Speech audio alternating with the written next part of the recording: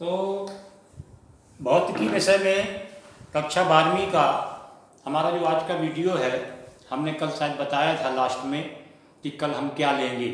ऐसा हम इसलिए करते हैं कि ताकि आप लोग सबसे पहले उस टॉपिक पे थोड़ा सा ध्यान रखें, देख लें कम से कम एक बार, थोड़ा बहुत समझ लें क्या होता है, तो थोड़ा जल्दी समझ में आता है।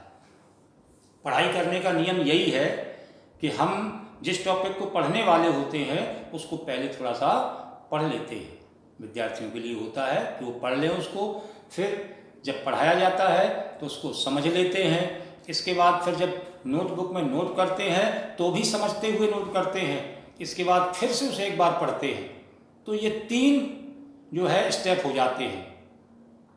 जो पढ़ना है उसके पहले आपने देखा, फिर पढ़ते समय देखा, इसके बाद फिर तैयार करते समय उसको एक बार देखा। तो 3 स्टेप में अपने आप बिना किसी मेहनत के, बिना किसी दिमागी जोर के अपने आप कम से कम चाहे जितना कम हो 80% तो बैठ ही जाता है।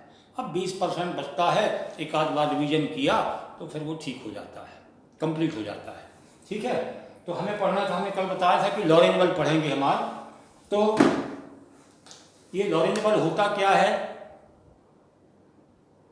चुंबकीय क्षेत्र में यदि कोई आवेशित कण गति करता है तो उस पर एक बल कार्य करने लगता है जिसे लॉरेंज बल कहते हैं। गति की स्थितियां हैं, कैसे गति करेगा तभी बल लगेगा, ये लास्ट में वो स्थितियां आएंगी जब व्यंजक व्युत्पन्न हो जाएगा।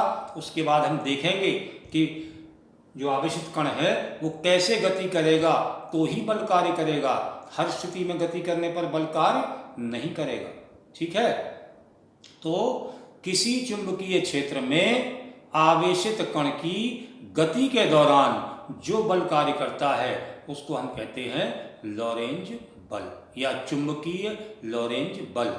चुंबकीय क्षेत्र में गतिमान आवेश पर लगने वाले बल को लॉरेंज बल कहते हैं। सीधी परिभाषा, चुंबकीय क्षेत्र में गतिमान आवेश पर लगने वाले बल को चुंबकीय लॉरेंज बल कहते हैं। ठीक है, अब हम थोड़ा सा इसके लिए एक डायग्राम बना देते हैं हल्का सा।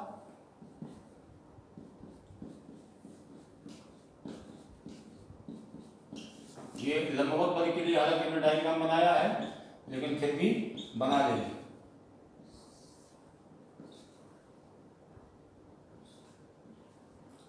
इस तरीके से ये चुंबकीय क्षेत्र को दर्शाया गया है और कुछ नहीं है, ये भी वेग है हमारा। ठीक है, अब माना कोई आवेशित कण जिस पर Q आवेश है या आवेश का परिमाण उस पर Q है, V वेग से B तीव्रता के एक समान चुंबकीय क्षेत्र में गतिमान है। फिर सुन लें, कोई आवेशित कण जिस पर आवेश का परिमाण स्मॉल q मान लिया, ठीक है, स्मॉल v वेग से b तीव्रता के, ये b तीव्रता के एक समान चुंबकीय क्षेत्र में गतिमान है, तब उस पर लगने वाला बल कैपिटल F, क्या फोर्स, कैपिटल F, क्या स्थितियां होती हैं? नंबर 1, आवेश के परिमाण के समानुपाती, यानी F समानुपाती Q। Q आवेश से आवेशित कोई कण एक समान चुंबकीय क्षेत्र में यदि v वेग से गतिमान हो तो उस पर लगने वाला बल F आवेश के परिमाण के समानुपाती होता है। नंबर 2, कण के वेग के समानुपाती, स्मॉल v लिखा है, ठीक है। नंबर 3, चुंबकीय क्षेत्र की तीव्रता b के समानुपाती। नंबर 4,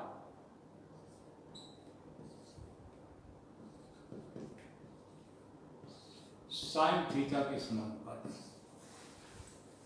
चुंबकीय क्षेत्र की दिशा और आवेशित कण जो गति कर रहा था v वेग से, उसकी गति की दिशा के बीच बनने वाले कोण की ज्या के समानुपाती। यानी इन्हीं चारों चीजों में से इसी भर को थोड़ा सा ध्यान रखने लायक है कि साइन थीटा क्या है, कहां से आता है। बाकी तो q आवेश है, v वेग है, b चुंबकीय क्षेत्र की तीव्रता है, और ये साइन थीटा हमने बताया कि आवेशित कण की जो गति की दिशा है वो और चुंबकीय क्षेत्र की दिशा वो, उन दोनों के बीच बनने वाले कोण की ज्या के समानुपाती। फिर समझ लेते हैं, यदि q आवेश से आवेशित कोई कण b तीव्रता के एक समान चुंबकीय क्षेत्र में v वेग से गतिमान हो तो उस कण पर लगने वाला बल F नंबर 1 आवेश के परिमाण के समानुपाती, नंबर 2 कण के वेग के समानुपाती, नंबर 3 चुंबकीय क्षेत्र की तीव्रता b के समानुपाती, नंबर 4 गतिमान आवेशित कण की दिशा और चुंबकीय क्षेत्र की दिशा के बीच बनने वाले कोण की ज्या के समानुपाती। ये 4 बिंदु हमें मिल गए। चारों को हमें क्या करना है, संयुक्त करना है। संयुक्त करते हैं चारों को तो हमें मिल जाएगा F समानुपाती Q V B sin theta. समानुपाती को हम हटा लेंगे तो कांस्टेंट आ जाएगा K Q V B sin theta. इसका मतलब लिख देंगे, जहां जैसे अभी तक लिखते आए हैं सब में, K एक समानुपातिक स्थिरांक है जिसका मान मात्रकों की पद्धतियों पर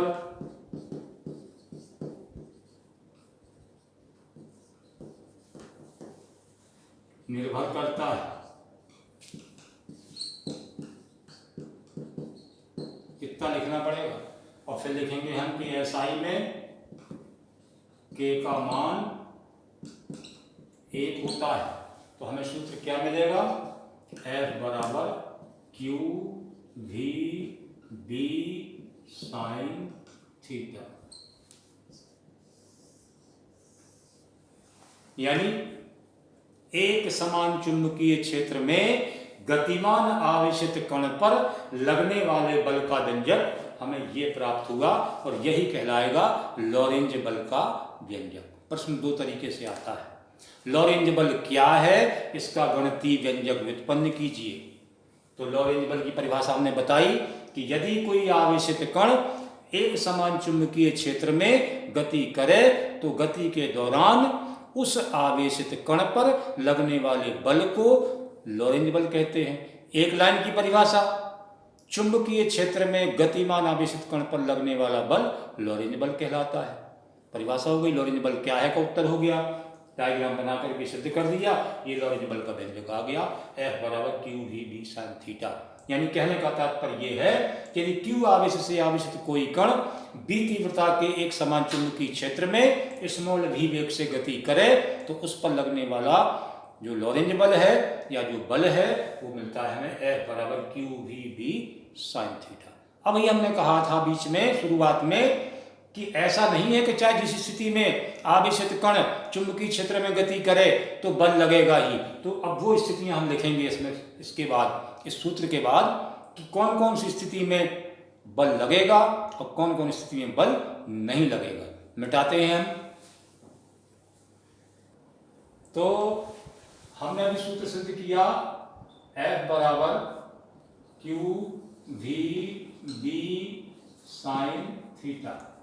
ये लॉरेंज बल का व्यंजक हमने अभी सिद्ध किया है, समझ में आ गया होगा। ठीक है, अब इसकी स्थितियां हैं। पहली कंडीशन क्या है, ये यदि v बराबर 0, इसी सूत्र में हम v बराबर 0 रखते हैं तो F बराबर हमें मिलेगा Q गुणे 0 गुणे B sin थीटा।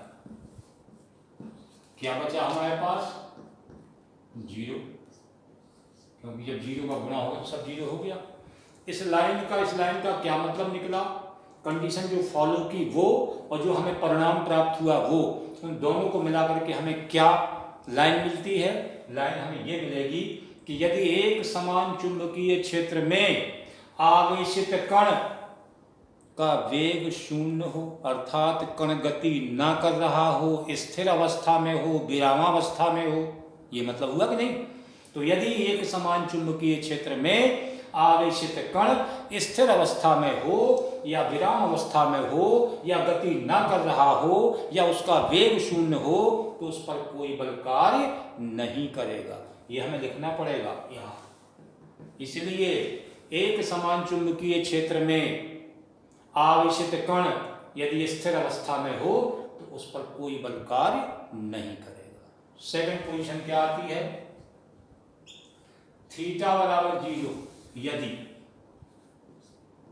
इसी सूत्र में थीटा का मान जीरो रखें तो F बराबर हमें क्या मिलेगा, Q V B sine zero, और साइन जीरो का मान तो जीरो होता है पता है नहीं, तो F बराबर हो गया क्यू वी बी गुणे जीरो, F बराबर हो गया जीरो। त्रिकोणमिति से साइन जीरो का मान जीरो। इसका मतलब क्या हुआ, थीटा बराबर जीरो है। यदि बी तीव्रता के एक समान चुंबकीय क्षेत्र में आवेशित कण की गति की दिशा, और थीटा बराबर जीरो का मतलब चुंबकीय क्षेत्र की दिशा, ये थीटा क्या है, आवेशित कण की दिशा और चुंबकीय क्षेत्र की दिशा, दोनों के बीच बनने वाला कोण, और दोनों के बीच बनने वाला कोण शून्य कब होगा, जब दोनों की स्थितियां ऐसी होंगी। ये कण के वेग या गति की दिशा है और ये चुंबकीय क्षेत्र की दिशा है, तो दोनों के बीच कोण नहीं बन रहा है। क्यों, जब दोनों समांतर हैं, दोनों जुड़ी ही नहीं, दो समांतर रेखाएं कभी नहीं काटती, जब नहीं काटेंगी तो कोई कोण नहीं बनेगा, तो थीटा बराबर जीरो होगा। तो लाइन क्या मिलेगी, बी तीव्रता के एक समान चुंबकीय क्षेत्र में यदि आवेशित कण की दिशा और चुंबकीय क्षेत्र की दिशा समांतर हो, गतिमान आवेशित कण की दिशा और चुंबकीय क्षेत्र की दिशा समांतर हो, तो आवेशित कण पर कोई बल कार्य नहीं करेगा। ये दूसरी कंडीशन हो गई। तीसरी कंडीशन, थीटा बराबर 90, इसी सूत्र में थीटा का मान 90 रख देते हैं, तो F बराबर Q V B sine 90। Sine 90 का मान पता है 1, ठीक है ना, तो हमारे पास बचेगा F बराबर क्यू वी बी। यदि एक समान चुंबकीय क्षेत्र में आवेशित कण की गति की दिशा और चुंबकीय क्षेत्र की दिशा के बीच 90 अंश का कोण बने, अर्थात क्या होगा, यदि आवेशित कण चुंबकीय क्षेत्र के लंबवत गति करे तो उस पर लगने वाले बल का मान सर्वाधिक होगा। बात समझ में आ रही। यदि चुंबकीय क्षेत्र में आवेशित कण की दिशा चुंबकीय क्षेत्र के लंबवत हो तो उस कण पर लगने वाला बल सर्वाधिक होगा। इतनी वैल्यू कहीं नहीं आई। या हम ये मान लें कि साइन थीटा में थीटा का मान हम कितना रखें कि अधिकतम मान आ जाए, तो साइन जीरो का मान 0, 30 का मान 1/2 यानी इससे आधा आएगा। फिर इसके बाद आया आपका 45 1/√2, तो √2 हो जाएगा। फिर आया 60 तो √3/2, तो फिर कम हो गया। फिर और आगे बढ़े तो 90 में ही सर्वाधिक होगा।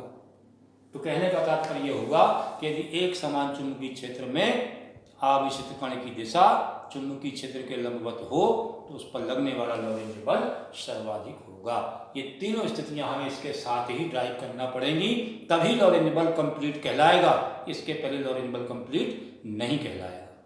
अब हम इससे चाहे तो B यानी चुंबकीय क्षेत्र की तीव्रता की परिभाषा भी कर सकते हैं।